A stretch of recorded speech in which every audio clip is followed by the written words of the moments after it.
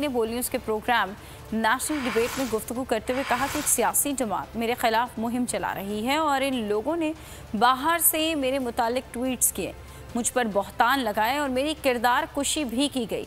Cyber crime में दरख्वास्त जमा कराई है और डेटा भी दे दिया है। सियासी जमात जो है वो मेरे खिलाफ मुहिम चलाना शुरू हो गई।